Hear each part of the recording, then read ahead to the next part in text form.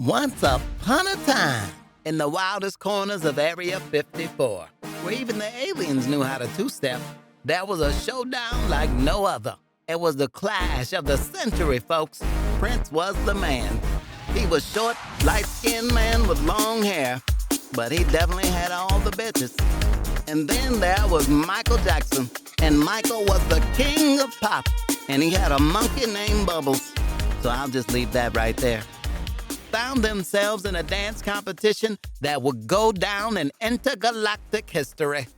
Now, you see, these two legends had been up to some extraterrestrial shenanigans. They heard rumors that the aliens had moves that could put their moonwalks to shame. Let's go see if there are aliens there. And you know how Prince and Michael were about their moves. Come on, let's go crazy. They weren't about to let any green-skinned, big-eyed critters outshine them. So Prince, draped in his purple glory, and Michael, donning his sparkling gloves, strutted their way into the dance-off. The alien DJ dropped the beat that could make Saturn's rings groove, and the dance floor lit up like a supernova. Prince started his signature twirl, hair bouncing like a purple hurricane. Let's party like it's 1999. And those aliens didn't know whether to clap or abduct him. But then, Michael, with a moonwalk smoother than the surface of Mars, slid in and sent shockwaves across the room. The aliens were scratching their heads with their tiny green fingers, trying to figure out what hit them. But the best part, my friends, was when Prince pulled out his trusty guitar and turned it into a funky laser shooting weapon, shooting riffs that made the aliens tap their three-toed feet in delight. Michael wasn't one to be outdone. He whipped out a hat that doubled as a mini flying saucer, spinning it so fast that it looked like a UFO sighting. Now, it was a dance-off of cosmic proportions. The aliens couldn't keep up with the purple rain and the smooth criminal. They tried to mimic the moves, but their tentacles just couldn't compete with Prince's pop and Michael's lock. As the dance-off reached its climax, Prince and Michael teamed up for a grand finale. With one last spin, moonwalk, and crotch grab, they sent shockwaves of funk and groove across the entire Area 54. The aliens were left in awe, raising all their appendages in applause. Prince, you bad. You see, kids, in the end, it wasn't about winning or losing. It was about celebrating the universal language of dance. You're not so bad yourself, Michael. Prince and Michael Jackson had shown Area 54 that music and dance could bridge the gap between Earth and the farthest reaches of the galaxy. And so, as the funky beats echoed the cosmos, Prince and Michael Jackson left Area 54 with alien high fives, knowing they had boogied themselves right into the heart of the universe's greatest dance party. The moral of the story, kids, you are a shining star no matter who or where you are. Always do your best and put your funkiest foot forward. Now, who wants to hear more great stories from Uncle Katt? I do. That's what I want to hear. Once upon a time, in the glitziest event in Tinseltown, the Oscars, there was a drama-filled showdown that had the whole industry scratching their heads. It all started with a slap and ended with a bite. And let me tell you, it was wilder than a pack of rabid chihuahuas on a caffeine binge. You see, there were two titans of comedy, Chris Rock and Will Smith, and they weren't exactly exchanging pleasantries backstage. It was like a comedy war zone. Chris said something that ruffled Will's feathers. Looks like a husband, acts like a wife. Can't wait to see. And Will, being Will, decided to respond with a good old-fashioned slap. Pow! Right across Chris's cheek. Then Chris said, I can't believe you slapped me like that. Then Will said, Keep my wife's name out your freaking mouth. Now listen, children. Chris, he's got a mouth that can roast a marshmallow from a mile away. But this time, he didn't respond with words. Oh no, he went full Tasmanian devil on us. He lunged at Will with jaws wide open like he hadn't seen food in a week. I'm talking teeth gnashing, folks.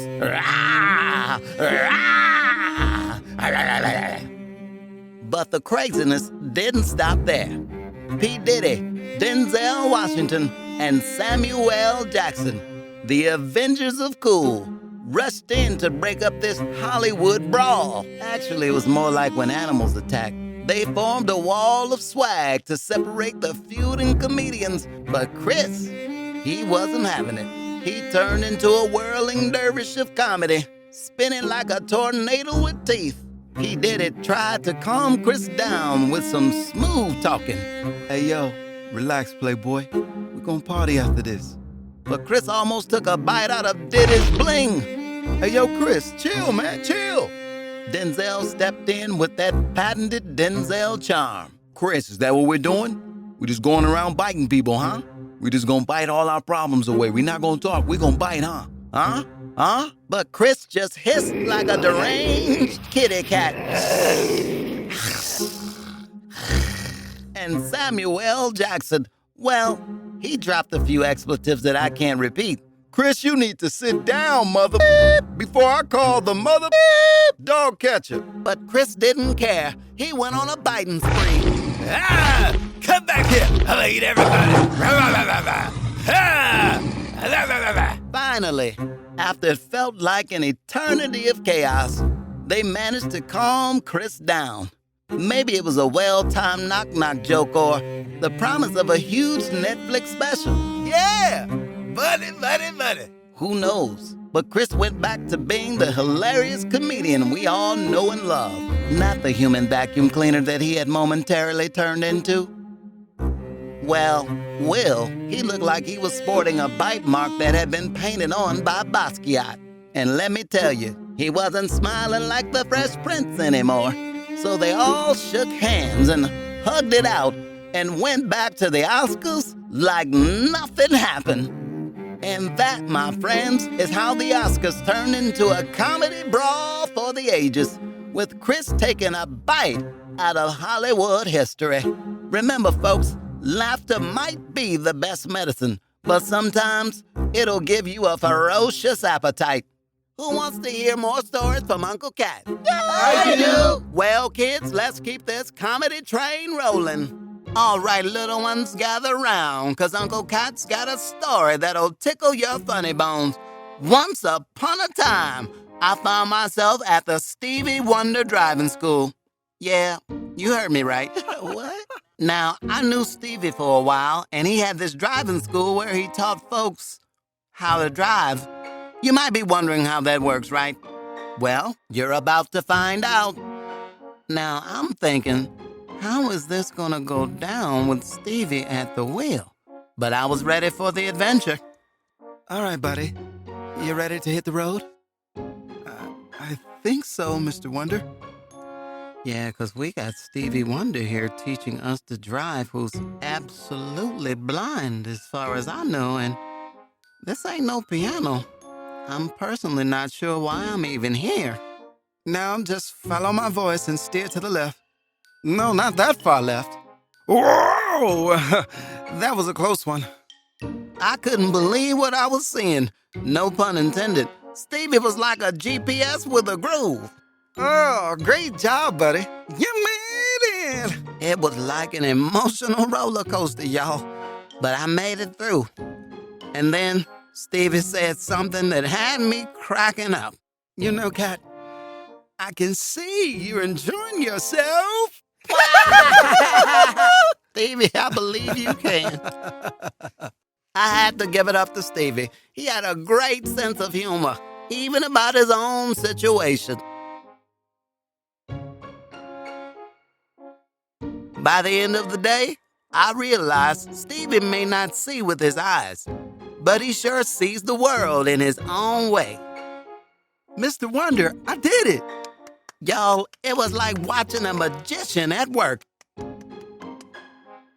You see, Katt, it's all about trust, intuition, and a funky beat. A boom, da boom, da boom, boom. Did I mention that Steve is a musical genius? And that's when I realized Stevie's driving school was more than just about cars. It was a lesson in life. Goodbye, Katt. Oh, see you later. really nice meeting you, sir. So the moral of the story, my little pals, is this. No matter what life throws at you, keep the humor and groove alive. You're able to overcome every circumstance. And if you need some driving lessons, just remember, even Stevie Wonder can show you the way. Do you want to hear some more amazing stories from Uncle Katt? Yeah! Well, let's keep this comedy train rolling. Good morning, children. Good morning. Good morning. Good morning, children. I say good morning. Good morning. Let me tell you something. This ain't gonna be no regular, ordinary story that I tell y'all. This one's gonna be a little bit different. Amen. Let me tell you. Yeah. I had a dream. Yeah. I had a dream last night. Will was interviewed by the one and only Dr. Martin Luther King. I won't waste any more time. Let me tell you about the dream. Talk to it. It was like this. Dr. King had his own show, and Will sat down with him Sit for some down. Q&A. Questions and answers. Ladies and gentlemen, welcome to a special extended edition of MLK Interviews. Today we have a guest who needs no introduction. He's a legendary actor, producer, and the reigning champion of the Oscar slap, Mr. Will Smith. Thank you, Dr. King. It's an honor to be here. Well, let's dive right into it, shall we? The Oscar slap. Tell us what happened there. You're getting right to it, huh? I guess you don't have no time to waste, right? Right? Well, Dr. King, I was just minding my own business, enjoying the Oscars, when suddenly Chris Rock made a joke about my wife, Jada. Now, you know I love my wife, or at least I think she's my wife. You have to ask her. So I couldn't let it slide. Certainly a noble cause indeed. But did you ever expect that slap would change your life forever? Not in a million years could I ever imagine myself losing it to the point to where I would go on stage and slap another grown man at the Oscars. I thought it would be the most memorable Oscars for me, but not because of the slap heard around the world. I guess I have a knack for making things go viral, right? Indeed, you do. Now, some say you walked back to your seat as if you were George Jefferson. Well, what was going through your mind as you headed back to your seat? Wow, actually, that's a pretty intense question, and I can't believe I'm actually going to say this out loud. The exact thought that was going through my mind as I headed back to my seat was, she's gotta love me more than Tupac now, or at least as much. Wow. So, the Fresh Prince of Slap Air is competing for the heart of a woman you've been married to since the 1990s with a man who's been gone since the 1990s. Man. Whew. Crazy, right? To put it delicately, yes, absolutely. Well, Dr. King, if you don't mind me asking, what are your unfiltered thoughts? Do you really want to know? Yes, by all means, please. Negro, you got to be crazy and out of your mind. What's wrong with you? How you gonna compete with a nigga that's gone and he's long gone? Put G.I. Jane out of your house, way out of your house. She can go live with August and he can wear a Tupac costume for Halloween. Whatever it takes, but you need to be free. You need to be free. Free at last. Free at last. Free Willard Smith. Free at last. And kids, that's when I woke up. Cause I was like, amen, praise God, amen, praise God. I wish it was true, I wish it was real. That was my dream, kids. The moral of the story is, be with somebody that loves you for you, not wishing you was somebody else. That's bad for your mental and emotional and spiritual health. Because you'll be out here slapping random people wishing it was them. Y'all ready for more fun stories from Uncle Katt? Yeah! That's what I want to hear. Once upon a time, in a world where even ants wore tiny boxing gloves, there was a tale of the most unusual boxing match. It was the time when yours truly, Uncle Katt, decided to teach none other than the undefeated champion, Floyd Money Mayweather, how to box. Oh boy, what a knockout of a story this is. So picture this. I, the pint-sized powerhouse of comedy, decided to put on my boxing coach hat literally. I stepped into the ring, ready to show Floyd the ropes, or in this case, the boxing gloves. The man could dance in the ring, but I was sure that I could teach him a few tricks.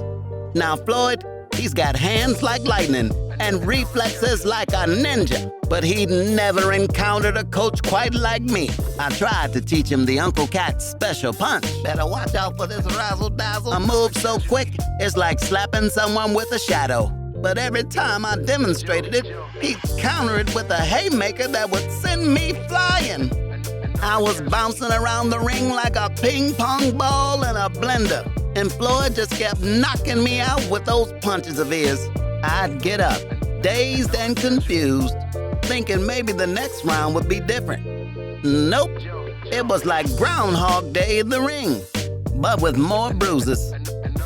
I tried to outwit him with my comedic timing. I tell jokes between rounds to distract him. I don't even know what day it is, but he just smirked and jabbed me in the gut. It's tough to be funny when you're tasting canvas, let me tell you. Why did the chicken cross the road, Floyd? Knock, knock. But here's the kicker, folks. Floyd, this decency to help me back up every single time. He'd pat me on the head and give me a smile and say, Katt, you a funny guy, but boxing ain't your thing. And then he'd send me flying again. I am so sleepy. In the end, we both had a good laugh about it. I realized that teaching a boxing legend like Floyd Mayweather was like trying to teach a cheetah how to sprint. Some things are just in their blood. So I may not have turned Floyd into a comedy genius, and he definitely didn't need my help in the boxing department, not even counting the 375 times I went flying. And to this day, whenever I see Floyd, we share a chuckle about the time he taught me to take a punch and keep laughing. Who wants to hear more fun stories from Uncle Katt? I do! Uncle Katt, could you tell us some of those funny stories about your famous friends? Say less, my little friend. How shall I begin? And here we go. Once upon a time, there was a very famous and very talented basketball player. Let's just, out of respect, let's call him Mr. Johnson. Can you say Mr. Johnson, boys and girls? Mr. Johnson. Very good. I see you're focused on your star player. Let's just say Mr. Johnson was focused on his star player just a little too much. Now, Mr. Johnson was one of the greatest players of all time, but those who knew him well knew that basketball was not his first love. He loved something else. Many of you will be surprised to know that Mr. Johnson loved stray kitty cats. He would pick them up everywhere, bring them to his basketball game, take them home, pet them, and party all the time with them like he was a young Eddie Murphy. But one day, much to his chagrin, he picked up the wrong kitty cat. Now this kitty cat was beautiful. I mean, it was probably Siamese or something. I think it had a twin. But little did Mr. Johnson know that this beautiful kitty cat was sick. And was so sick that it was gonna get him sick.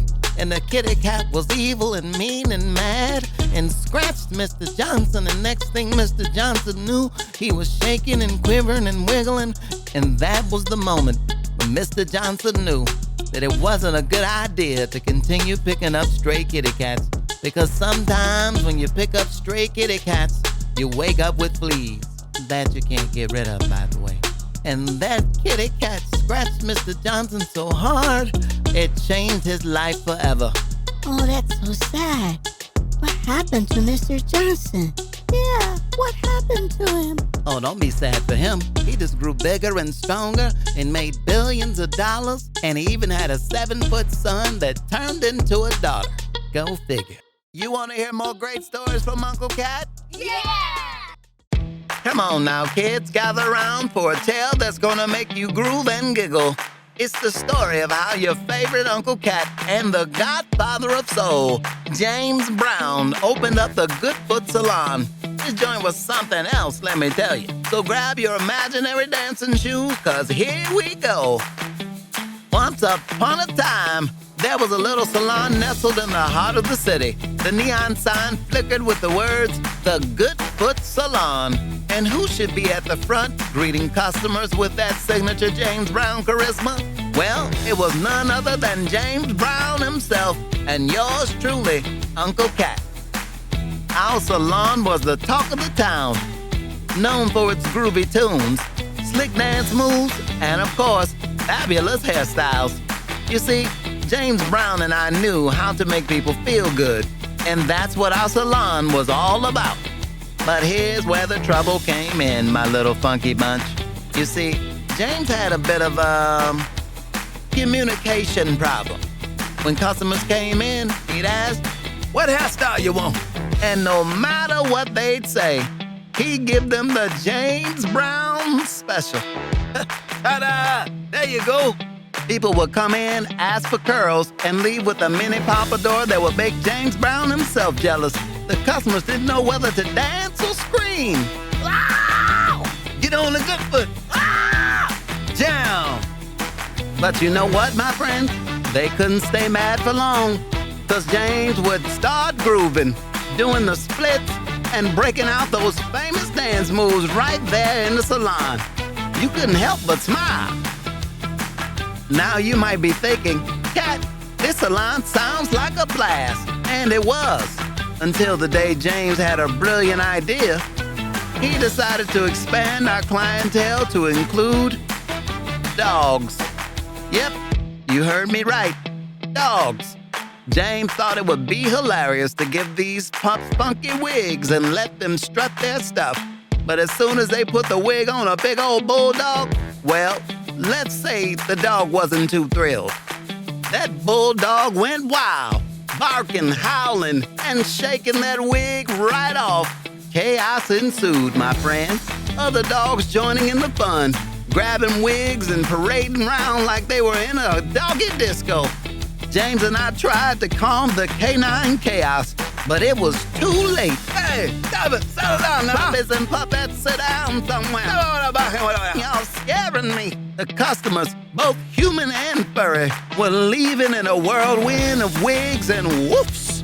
Our beloved Goodfoot Salon had turned into a doggone disaster.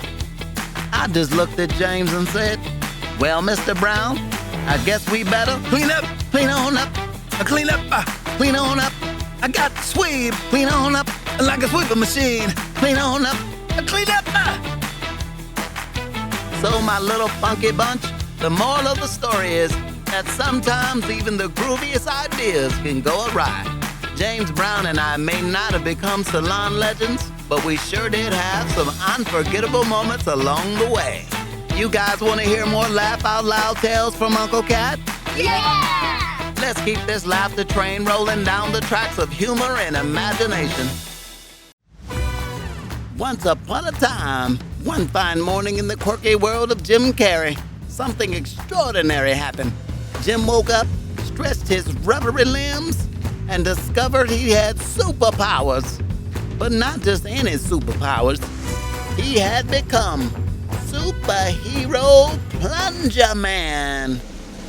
With his trusty plunger in hand, Jim Carrey, now known as Plunger Man, decided to hit the streets in his neighborhood and fight the dastardly villains of plumbing disasters. And trust me, folks, it wasn't a typical superhero gig. Jim as Plunger Man leaped from rooftop to rooftop with all the grace of a comedic ballet dancer. He heard a cry for help in a nearby apartment. Have no fear. Plunger Man is here. Rushing in, he found a sink that could turn into a gushing volcano of dishwater. He went to work. With a mighty flush of whirl, Plunger Man plunged the sink into submission, leaving it dry as a wishbone. As he continued his heroic rounds, Plunger Man encountered a toilet in distress. Is that doo-doo I smell? It was just a gurgling and spewing dirty water like a caffeinated fountain. Plunger Man saw it and he just couldn't believe his eyes. There's just so much doo-doo! Then with a heroic toilet tornado, Plunger Man whipped out his plunger and saved the day. He left that bathroom clean as the Board of Health. But the real chaos came when he reached the city's main sewer line, where a colossal clog threatened to flood the entire city. Plunger Man knew he had to pull out all the stops. He took a deep breath and unleashed his ultimate move, the Plunge-nado. Unleash my poopy suit. I'm going in. Plunger Man approached the city worker, who was shaking his head, and asked him, Excuse me, sir. Do you need your pipes clean? The city worker looked shocked and afraid and just ran away, yelling, Never again. Plunger Man leaped into action. His plunger spun so fast, it created a whirlwind that sucked up the clog, leaving the sewer pipes spick and span. Plunger Man saved the day, and all the people were very grateful and gave him a swelling round of applause. Plunger Man greeted all his roaring fans. Thank you. Thank you very much. You're so welcome. Anytime. And so, Plunger Man, played by the one and only Jim Carrey, became the hero the city never knew it needed. With his trusty plunger and a knack for physical comedy, he flushed away plumbing problems one laugh at a time. And that, my friends, is how Jim Carrey turned a day of plumbing superheroics into a hilarious adventure that had the whole city in stitches. Who wants to hear more outrageous stories from Uncle Katt? Once upon a time, in the dazzling world of Beyonce and Jay-Z, the power couple decided to take a break from their mega stardom and seek some thrills. They heard whispers about a creaky old mansion, rumored to be haunted. And being the fearless duo they were, they thought, why not? They stepped inside, and suddenly, the door slammed shut behind them. But did Queen Bee and Hova panic? Nah, they just chuckled it off. They were used to surprises in their line of work. As they explored the mansion's dimly lit rooms, they heard mysterious giggles of phantom footsteps echoing through the walls. Beyonce, ever the fearless leader, whispered, Let's find out who's behind this. They ventured deeper into the mansion, guided only by a faint glow of Beyonce's diamond-encrusted flashlight. Suddenly, a ghost figure appeared, shimmering in the dim light. It was a ghostly butler, bow tie and all, floating toward them. Jay-Z tried to keep his cool, but even his icy demeanor couldn't hide the surprise on his face. Beyonce, on the other hand, took charge. She told the ghostly butler, We're here to have fun. If you're gonna haunt us, at least bring some rhythm. and you know what happened next? The ghostly butler bust out on some fancy ghostly dance moves that even Michael Jackson would have been proud of. Beyonce and Jay-Z joined in, turning the haunted mansion into a spooky dance party. They danced through the night with the ghostly butler and a few friendly ghosts as their backup dancers. It was a performance that would have made headlines in the living and the afterlife. As the dawn broke, the ghostly butler, now exhausted from all the moonwalking, finally revealed the mansion's secret. It wasn't really haunted. It was just a clever setup to entertain the adventurous couple. This place isn't really haunted. It was just set up so you could have some fun. Beyonce and Jay-Z laughed heartily as they left the mansion, filled with memories of the night and blended spookiness with dance moves that could conquer any stage. Then, suddenly, the butler removed his mask. It was O.J. Simpson. Hey, come back. Let's have some OJ instead of lemonade. Arthur and Bee ran for their lives. OJ just waved and laughed as they ran off into the night. And that, my friends, is how Jay-Z and Beyonce turned a supposed haunted mansion into their own thriller, proving that even ghosts can't resist the power of their groove, and that no one wants to get juiced ever again. Who wants to hear more outrageous stories from Uncle Katt? All right, kids, let's get ready for a wild adventure of two of the funniest comedians around, Kevin Hart and Mike Epps. This story is going to take you on a hilarious journey through the zoo at night like you've never imagined. Once upon a time, one moonlit evening, Kevin decided to visit the zoo after hours. He thought it would be a great opportunity for some quiet reflection and maybe a few jokes to keep himself company. Oh man, the zoo is so nice at night. The monkeys are quiet, nobody's bothering me. Ooh, ooh, ooh.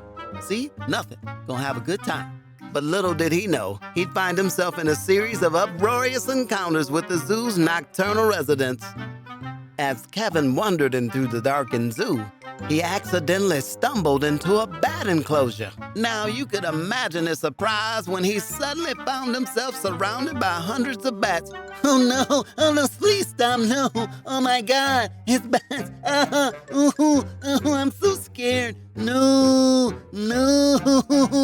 They were swooping and darting all around him, and Kevin, with his hilarious self, started doing his impressions of a bat. Flap, flap, flap. Squeak, squeak, squeak. Flap, squeak, squeak, squeak. It was like a stand-up comedy show for bats. But this was just the beginning.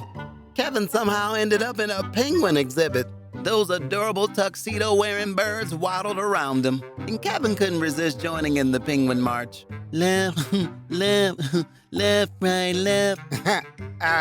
You guys are funny. Kind of walk is that? I can do that too. Left, left, left, right, left. He shuffled along with them, cracking jokes about their formal attire and trying to keep up with their fancy footwork. So like, y'all never change clothes, just dress up like you're going to the Oscars all the damn time? Man, your tuxedo stinks. No.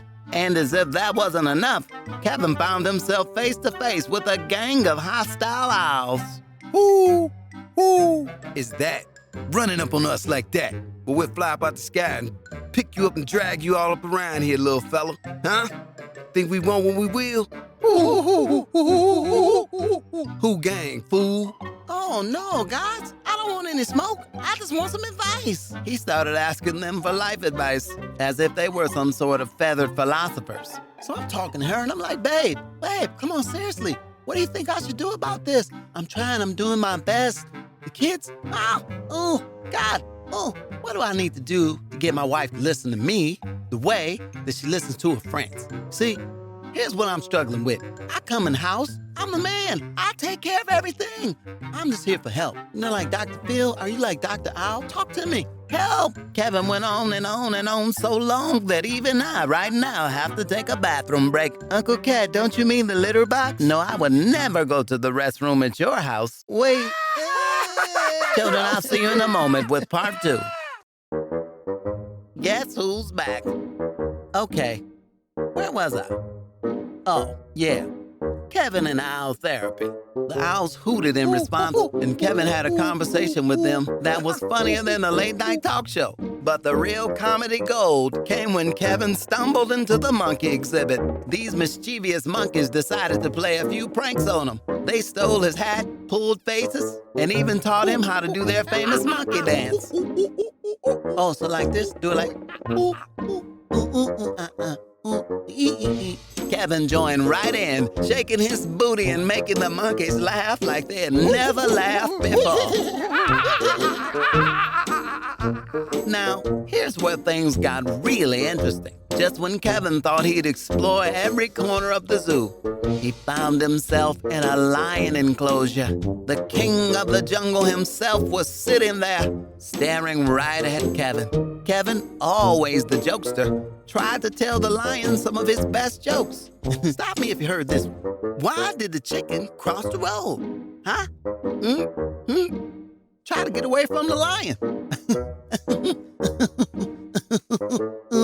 No, the lion's coming. Not funny? Okay, all right. How about this one? Lions are known for their sense of humor, and this lion didn't crack a smile. Kevin decided it was time to make a quick exit, but he turned around and he couldn't find his way out of the enclosure. And that's when Top flight security of the world. Mike Epps heard Kevin's predicament and Dun-dun-dun-dun. he rushed to the rescue. And the two comedians found themselves in a side-splitting escape adventure, dodging the lion and making their way to safety. Man, come on, let's get out of here. The line coming. Come on, little baby legs, we got to go. Darn it, Mike, shut up! I got your baby leg right here. What your little Smeagol-looking ass doing in there anyway? Trying to find your family? The monkeys is over there. Shut up, man. Just get us out of here before Mufasa eats us. As they finally emerged from the zoo, Kevin and Mike couldn't stop laughing about their wild night. They had stories that would last a lifetime. And they both agreed it was the funniest zoo visit they'd ever had. Man, I had to put my top flight security on to come get you up out that zoo. What you doing up in the zoo anyway? Oh, man, you know how it is. I was stuck in the house, trying to get away from the wife and kids. Kids are screaming, Daddy, Daddy, stop calling me. I'm tired, man. Help! So I figured I'd come hang out with the monkeys or something, read a book. I don't know how I thought I could read a book and talk to monkeys, but, you know, hey, it all worked out. Hooked up with you. It's clear to me that you have special needs. You need a therapist. That's the same thing that the Who gang said. The who? The Owl gang, man. The Owls. There's a gang of owls in there. We were talking. They were you know what? Just go. So, my little laughter-loving explorers, the moral of the story is, even in the most hilarious and unexpected situations, true friends always have your back. And sometimes the best way to navigate through life's challenges is with a good sense of humor and a good buddy by your side. Now, who wants to hear more laugh-out-loud tales from Uncle Katt? I do. Now, that's what I'm talking about. Let's keep this comedy train rolling. All right, gather around, young ones. Uncle Katt's got a cautionary tale for y'all today.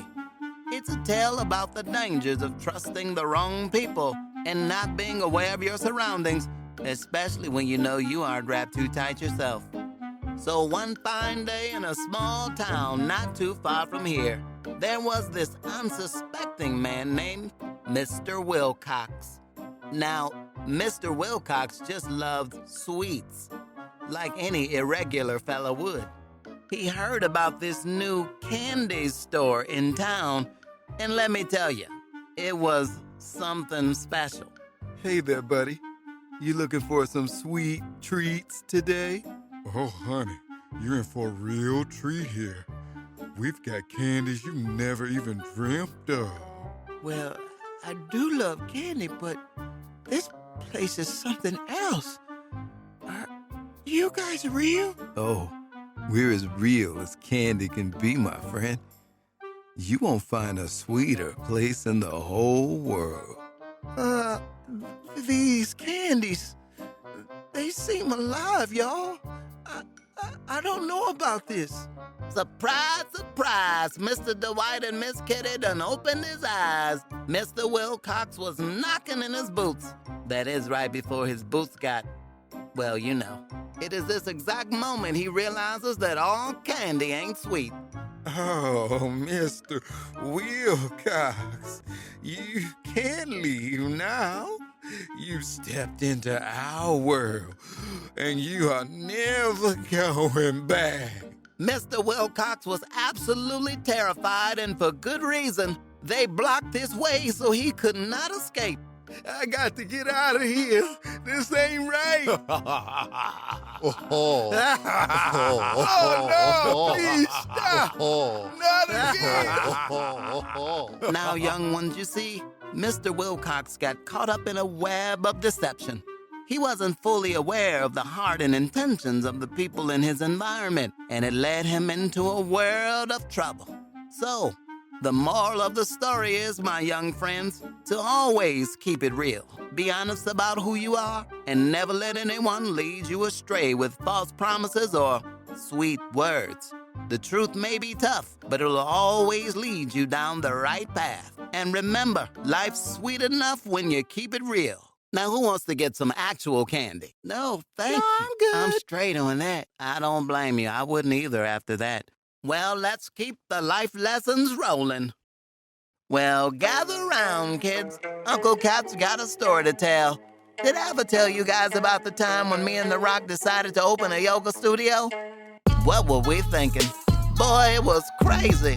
Neither of us knew what we were doing, but we had an idea, and we decided to go for it. There we were, all excited about getting this place going. We couldn't get near pose right.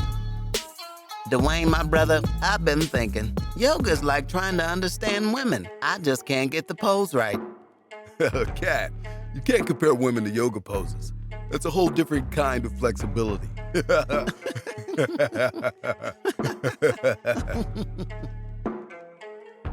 Katt Williams and The Rock are opening a yoga studio? This is gonna be epic. Finally, a yoga class that can make me laugh and get my zen on. All the people were excited, and so were we. Only one problem. We weren't yogis at all. And what happened next? Let's just say people had no qualms about voicing their disappointment. Man, Katt couldn't even touch his knees, let alone teach yoga. The Rock's muscles got in the way of every pose. It's like trying to follow a workout video with a superhero. Enter the World Wide Web. Lord help us all. At Katt Williams Yoga is a joke. Couldn't even find my zen with these two stumbling around. Hashtag epic fail. I've seen more flexibility in a rock than in The Rock. Waste of money. Hashtag not namaste. At Katt and Rock Yoga is a disaster. One thing they have mastered is making yoga hilarious for all the wrong reasons. Hashtag yoga gone wrong. Well, it seems like we brought laughter, just not the kind they expected. Maybe we should stick with what we know. Stand up and suplexes. Life is like a failed yoga pose. Sometimes you just gotta laugh it off and move on. Yeah, you're right, Katt. Flexibility ain't just about yoga. It's about adapting to the punches life throws at you. Many would call this an epic fail, but the truth of the matter is it's all about perspective. We gave it a shot. We had an idea, we crashed and burned, but we had the courage to go for it. If life's got you bent out of shape, just laugh it off, preferably not in a yoga studio. Because let's face it, we're better at telling jokes than Downward Dog. Namaste, y'all. Y'all ready to hear some more hilarious stories from Uncle Katt? Yeah! Well, let's keep this comedy train rolling. Once upon a time, children, believe it or not, I had ambitions of running for political office. The highest office in the land. Yes, President of the United States of America. So I called some of the wisest men I could find. Barack Obama and Bill Cosby. Let's just say I never ran for president. Gentlemen, it's time for Katt Williams to run for president against Trump. We need some strategic wisdom here. Katt, you've got charisma and wit. Focus on your strengths. Make people laugh, but also address real issues. Barack, he's just a comedian. Running against Trump, that's like a flea trying to wrestle an elephant. It ain't happening. Hold up now. I've wrestled some big elephants in my time. Perhaps you have, but none of them were actually Republican. Can we take a more positive approach? I think he's got a shot. And I think he'll get shot. I was so confused. I didn't know if they were helping me run for president or planning my assassination. All I knew was I was having second thoughts. Katt, inspire people. You've got the gift of laughter. Use it to bring folks together. Barack, you're talking rainbows and sunshine. Politics is a rough game. Katt, prepare for the storm. Hurricane Katrina. Well, damn, Bill. Remind me never to invite you to a comedy show. Katt, let your humor be the bridge that unites people. Show them a brighter future. A brighter future. Katt, people love a good tragedy. Embrace the chaos, my friend. I'm getting mixed signals here. Am I running a campaign or a comedy roast? I want to be president. Yes, I do. But Bill and Barack, they're making me choose. You know what, fellas? I appreciate the advice, but I think I'll stick to comedy. Running for president seems more complicated than understanding my tax returns. That's a great choice, because Trump said only stupid people pay taxes anyway. Hurrah! Fair enough, Katt. You do you. That is the smartest thing Barack has said all day. Kids, sometimes you gotta know when to step back and choose what's right for you. Comedy is my thing, not the political arena. Life is about finding your groove and dancing to your own rhythm. So are you ready to hear more funny life lessons from Uncle Katt? Yeah! Well, come on then, let's keep this comedy train rolling.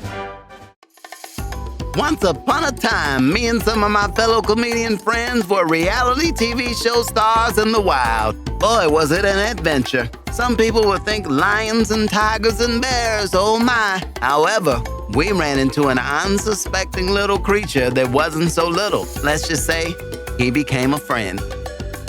Ladies and gentlemen, welcome to Stand Up in the Wild. Today's wild ain't lions and tigers. It's a baby dinosaur.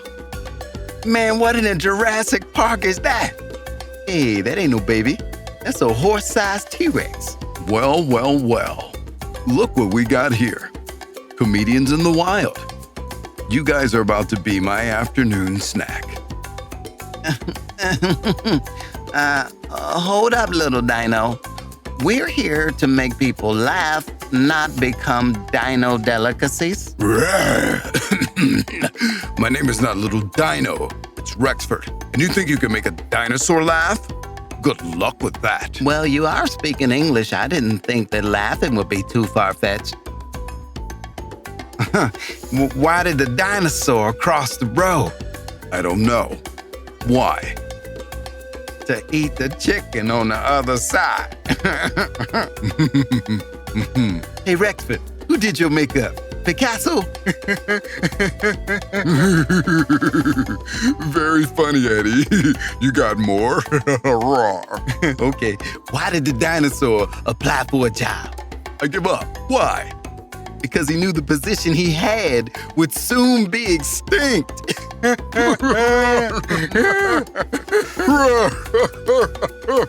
That is so funny.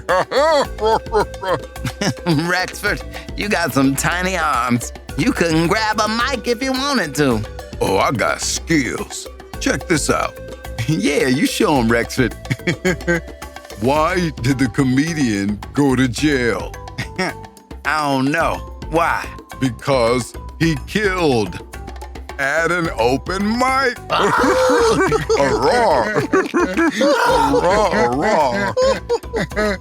Old Rexford started opening up to us about his struggles as a tiny dino. We all felt his pain and were moved with compassion. We discovered that we were more alike than we knew. Man, Rexford, you're not like those big, scary dinos. You're like a stand-up dino, just trying to find your way in the wild. Yeah, it's tough out there when you're a little dino like me. No one's afraid of you. Not anyone. Ruh, ruh. See? We feel you, Rexford. Life's a jungle, even for comedians. To laughter, friendship, and surviving the wild. Stay wild, y'all. The moral of the story is, kids, you never know what somebody's going through. You always have to look beyond the surface. Use what they call empathy. Everybody has feelings, and everybody has a reason for why they are the way they are. Know yourself and be the best version of you that you could ever be, every day. Y'all ready to hear some more exciting stories from Uncle Katt? Yeah! Once upon a time, in a dream that I had some time ago, actually it was just last night, the one and only Prince of Funk, Rick James, took over my dream with a sit-down meeting with a few, let's just say, simps. Joe Smith and Will Smith, I guess you can call them the Smith brothers, and a couple others who can't seem to get their relationships right. And boy, did Rick have some advice to give them. Kids, this isn't for you, but please, where are your fathers? Have them come in the room. Daddies, come on in, sit down, and learn about simping and all its dangers. And it went a little something like this. We were all seated at a round table having a good time, and all of a sudden, Joe Smith started whining about his woman problems.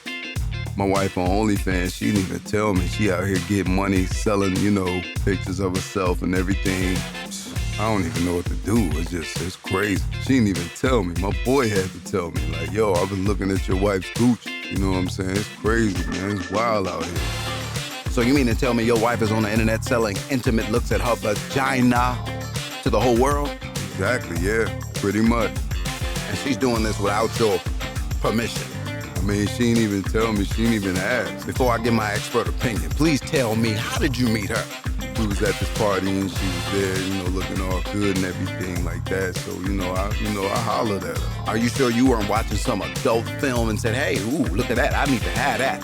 Honestly, I didn't even know that's what she did. She was talking about, she was in the music. I was rapping at the time, so I thought it would be a good idea. So you telling me that you met a bitch that you didn't know was an adult film star? You thought she was a singer? Yeah, basically. So now your hoe is out here hoeing and you mad? Something like that. I mean, I ain't really mad. I'm just, Let me just stop you right there. Yo, you are what they call a trick.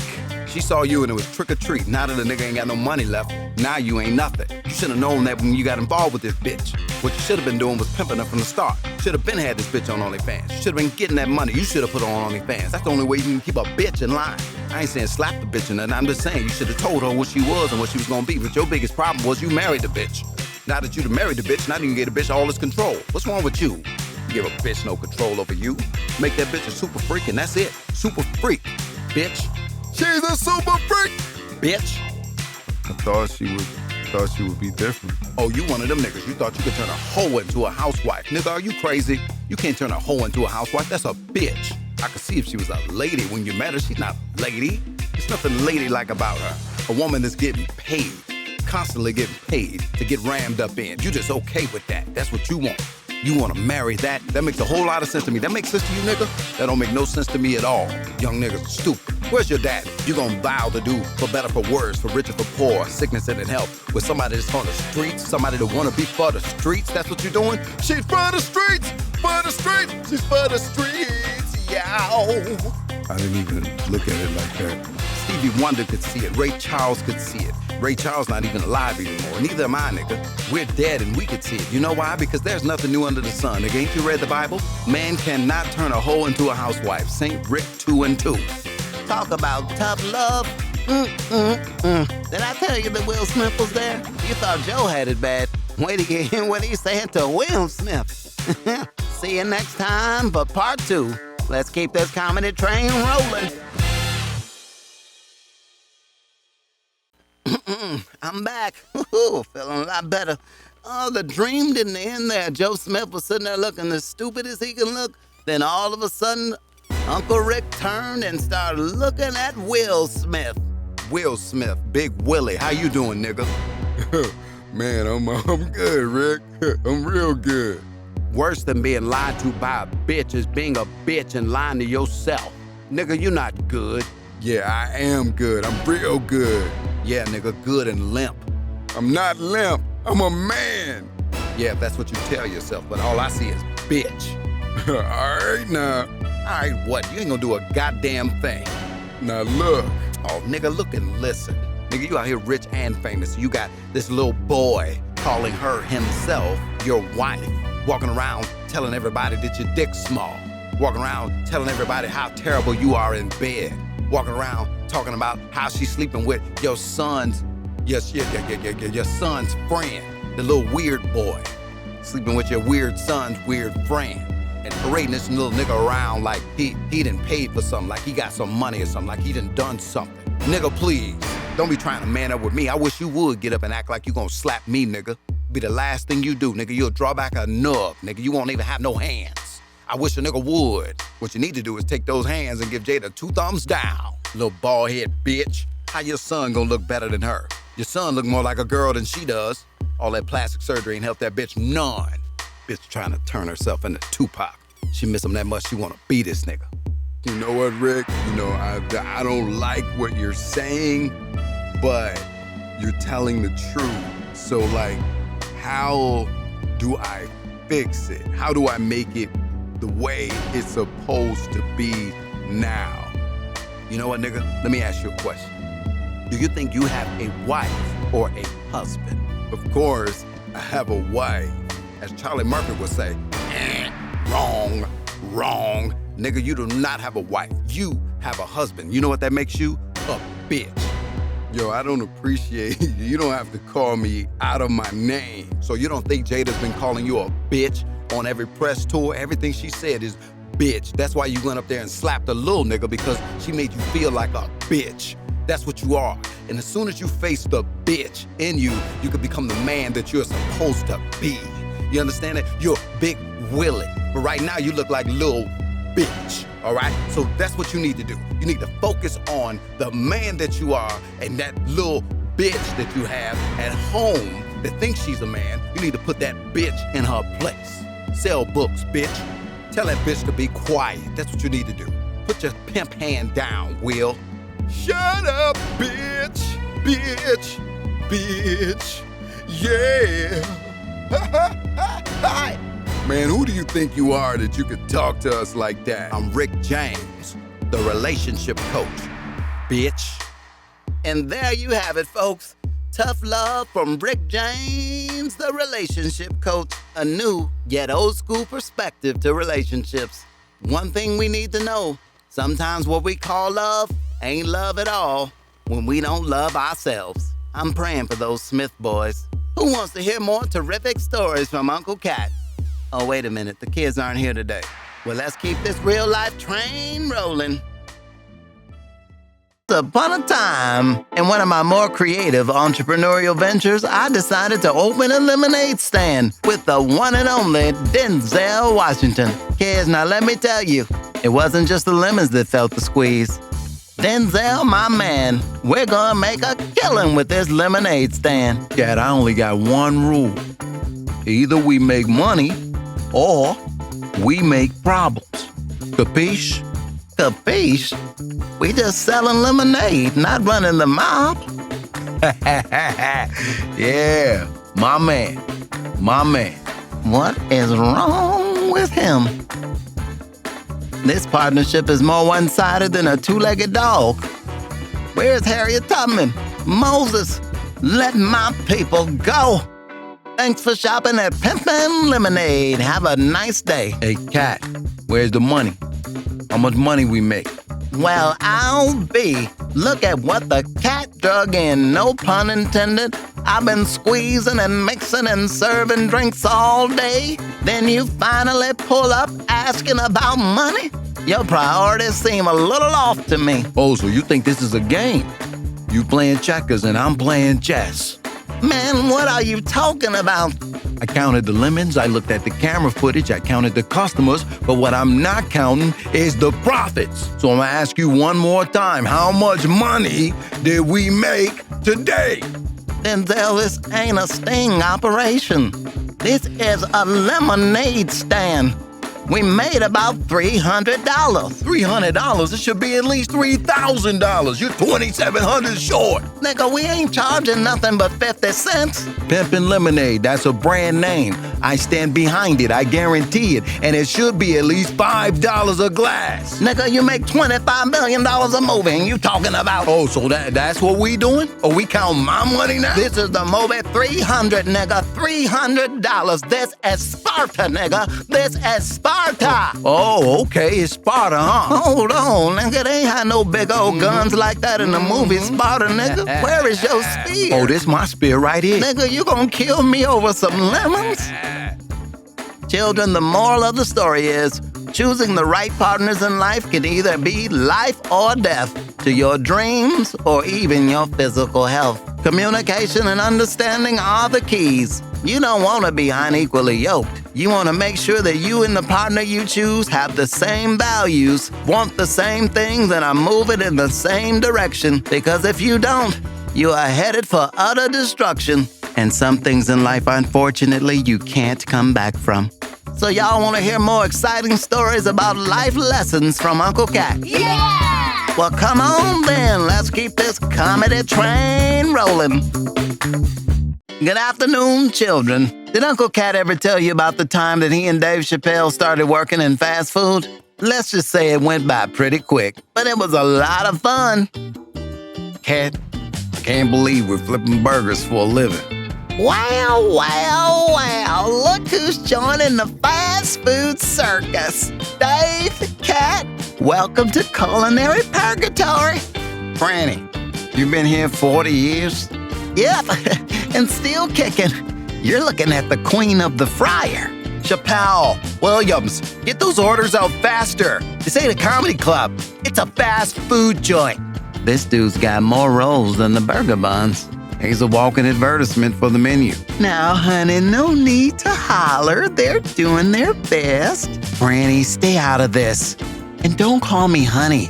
Oh, but you used to love it when I called you that. Back when you were dating my daughter. Oh. Welcome to Fast and Furious Burgers, where our service is as fast as our manager's cholesterol levels are high. And remember, our burgers might be fast, but our Wi-Fi is on a diet. You two are a disaster. Dave, you just told a customer the fries are more predictable than his love life. Well, was I wrong? Mm-hmm. And I said our burgers are so hot, even the sun would take a step back. Now, boys, let's not make this a tragedy. We're all just trying to survive our daily grind. Speak for yourself. Oh, I always do, dear. Enough! You're fired! Hey, everybody, Kyle farted on the fries. Get them while they're hot. Ooh. By golly, I'm gonna miss you guys. Just get your things and get out of here. Happy to oblige, big doodoo boy. Well, that was fun while it lasted. Indeed. At least we got a taste of the fast food drama. Come back anytime, boys. And remember, life's too short for bad burgers and grumpy managers. Franny, you are a legend. Just like my burgers. Timeless. I still can't believe Kyle soiled his trousers. Every other day. So, children, the lesson of the day is when life hands you lemons, make lemonade. More importantly, surround yourself with good people, and you will guarantee a good time. Y'all ready for more exciting stories from Uncle Katt? Yeah! Kids, let me tell you about the time I sat down with the one and only Kermit the Frog, Dr. Phil, and Judge Joe Brown. It was interesting to say the least. All I wanted was some advice on love, but I got a comedy show instead. So, fellas, I need some love advice. What's the secret to a lifelong relationship? Well, Katt, it's about communication and understanding. Me and Piggy, we... Communication. Kermit, you're a frog with felt skin. What do you know about relationships? Are you saying that just because I'm a puppet who identifies as a frog, I can't love and communicate? That's exactly what I'm saying. Here you are with some stranger's hand up your butt telling us how to communicate. Get the hand out of your butt first before you talk to me. Right. You couldn't talk at all without the hand up your butt. Now, I'm not going to say all of that, not trying to get canceled here. Yet the truth remains, you are in no position to offer advice on this subject. That dog won't hunt, Kermit. It's not easy being green. It's even harder keeping love serene. Real profound, Kermit. Maybe if you were dealing with alimony and child support, you'd understand. Yeah, Kermit. Try counseling Miss Piggy through her diva moments. Man, this is better than a sitcom. Muppets, judges, and Dr. Phil. What a combo. Relationships are about compromise. Piggy wants the spotlight, and I let her have it sometimes. Compromise, Kermit? Try dealing with a stubborn spouse in divorce court. Compromise is for the weak. You need to set boundaries, Kermit. She's a pig with flair, makes my heart declare, love is in the air. Y'all, I'm more confused than a cat trying to catch his own tail. Kermit, any final pearls of wisdom? Cat, love is about acceptance and embracing each other's quirks. It's not easy, but it's worth it. I guess if Kermit and Piggy had a baby, it would be a frog and a pig mixed together, so I guess that would make it a friggin'. Laugh it up. It's all fun and games until somebody gets their ass whooped. Well, if you're feeling froggish, leave. Thought it was a game? I'm from the south side of the pond, fool. Lily Pad Projects, bitch ass. Kids, love is like a crazy, unpredictable comedy show. There's laughter, disagreements, and sometimes even songs. But it's all about finding someone who makes you laugh, even when you're in the middle of a Muppet musical or an all-out brawl. Remember, kids, love is like chasing a laser pointer. Sometimes it's hard to catch, but it's a whole lot of fun trying. Do you want to hear more exciting stories from Uncle Katt? Yeah! Well, come on, man, let's keep this comedy train rolling.